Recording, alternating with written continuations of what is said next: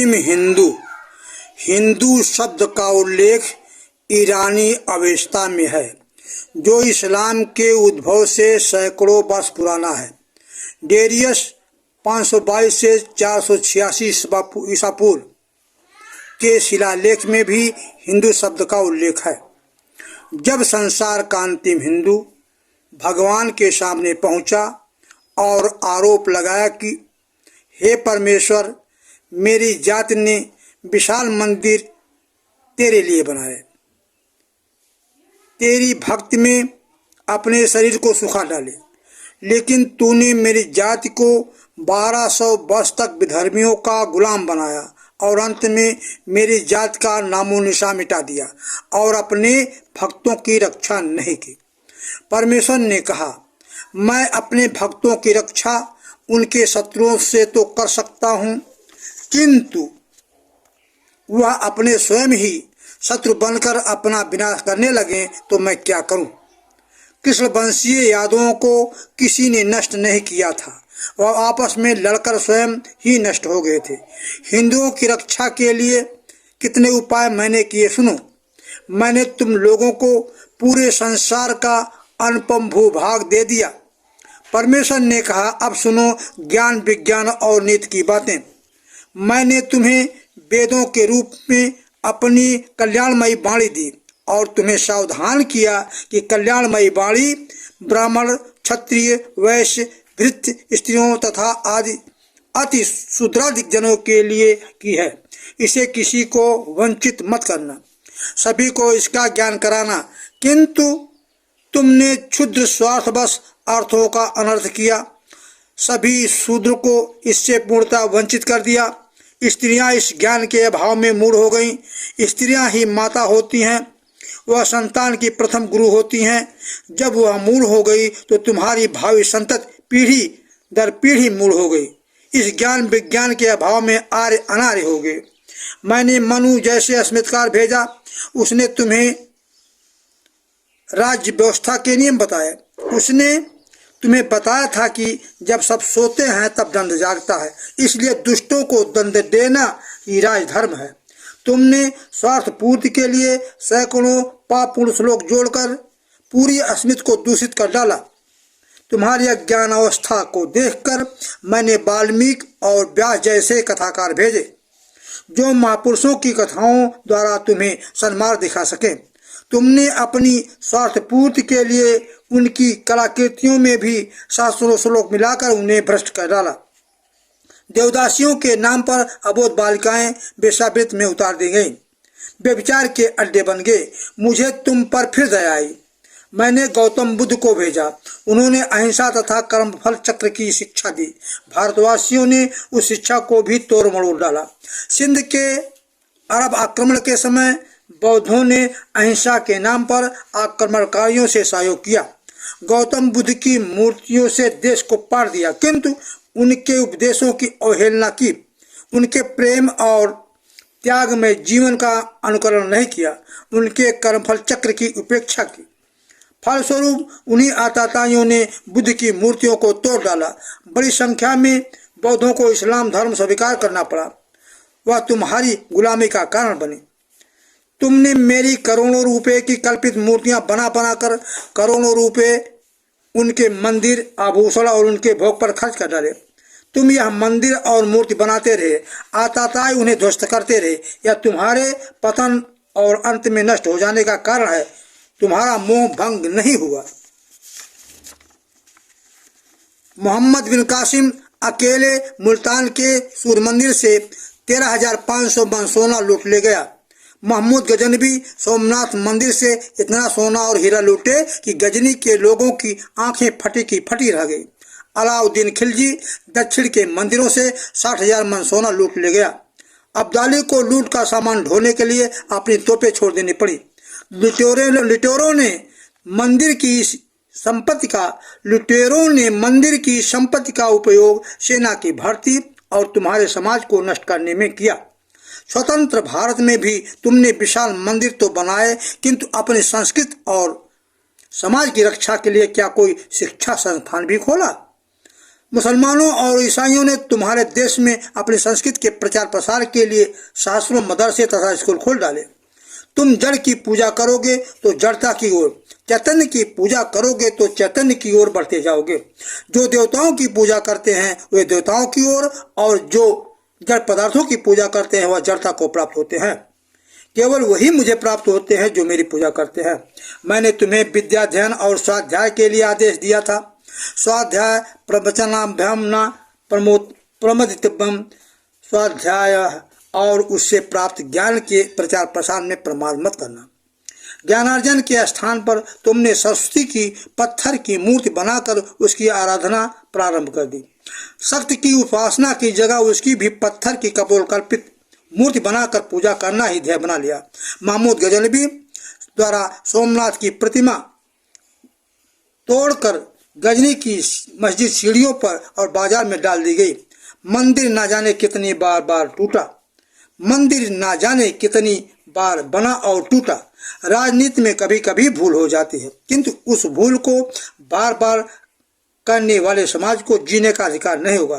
तुमने गायत्री छंद में दिए गए एक ज्ञानमय मंत्र के अर्थों पर आचरण न कर उसकी भी मूर्ति बना डाली। सोने की गौएं दूध नहीं देती, पत्थर के सिंह एक भी चूहा नहीं मार सकते। यह बात तुम्हारी समझ में क्यों नहीं आई?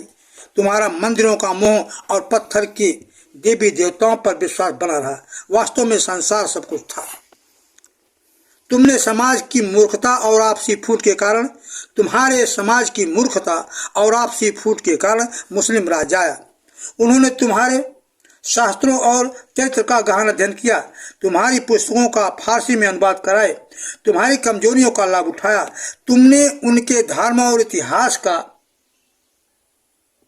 उनके संगठन का, उनकी युद्ध और सैन्य प्रणाली का कोई अध्ययन नहीं किया। तुम एक दूसरे के साथ विश्वासघात करते रहे, वह एक एक कर तुम्हें परास्त करते रहे।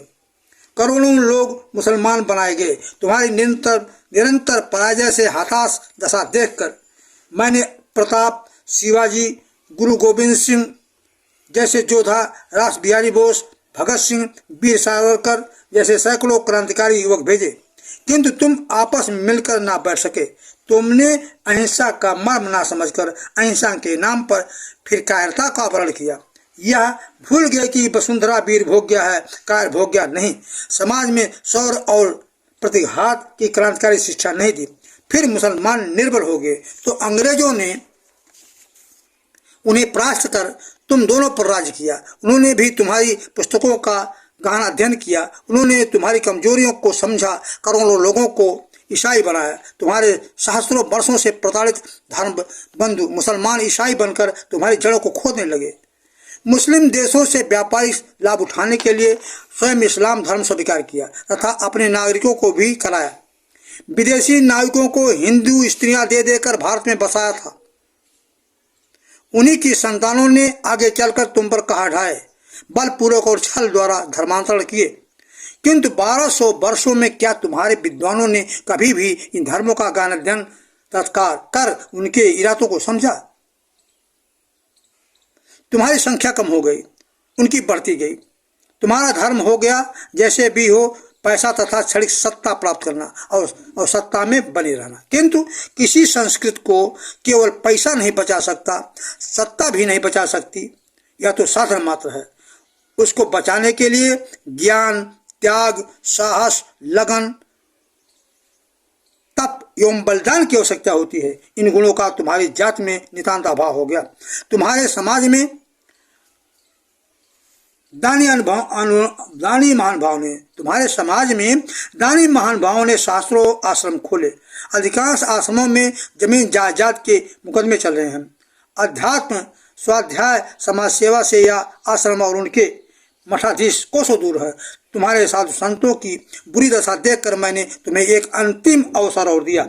अपने तेजस्वी तपस्वी पुत्र दयानंद को भेजा। उसने वेदों का उद्धार किया, इन सभी तत्वों का अध्ययन किया जो तुम्हारे समाज को पतन की ओर ले जा रहे थे। उनके विरुद्ध उसने युद्ध की घोषणा कर दी, किंतु तुम्हारे ही जात के एक मनुष्य द्वारा विष दिया गया।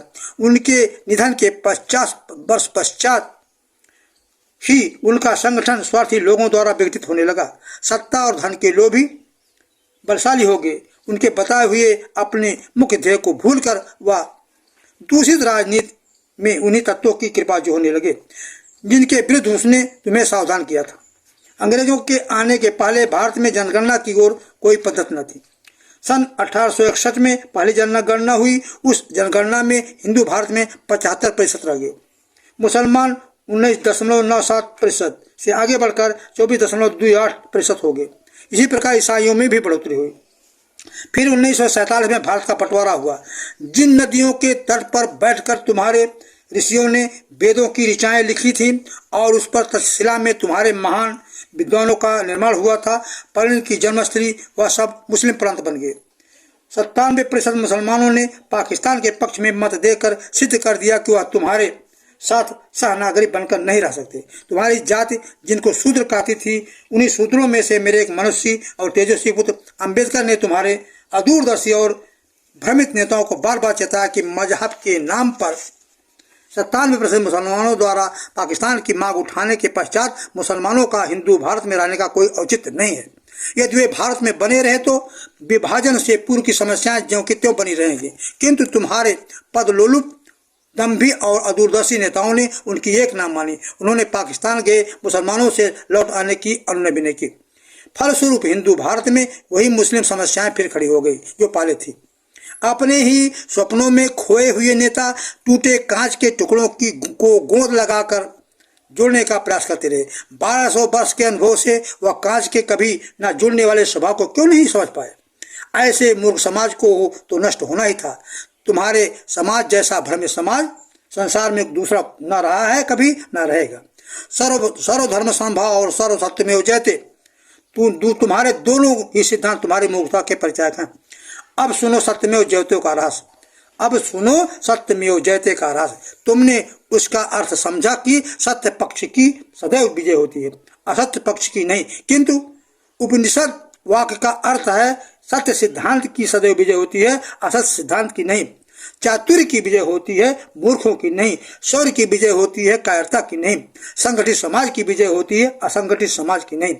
अनुशासित शासन की विजय होती है, अनुशासनहीन की नहीं। इस कसौटी पर अपनी असफलताओं को परखोगे तो तुम्हें इस सिद्धांत का वास्तविक अर्थ समझ में आ जाएगा। यदि सत्य पक्ष की सदैव विजय होती तो तुम यौनों और ईसाइयों से निरंतर क्यों हारते हो? जो स्वयं अपनी रक्षा नहीं कर सकते उसकी रक्षा मैं नहीं कर सकता। दुर्बल का मर जाना ही कल्याणकारी होता है। तुम्हारे समाज ने बार बार उन्हीं लोगों को सत्ता सौंपी जिन्हें तुम्हारे हितों की कोई चिंता नहीं थी, जो कहने को हिंदू थे किंतु विजातीय संस्कृति एवं धर्मों के प्रशंसक थे। तुम्हारे तथाकथित विद्वान भी धन और सम्मान की लालसा से इतिहास को तोड़ने मनाने लगे। उन्हें अपनी जाति में ही सब दोष दिखाई देने लगे।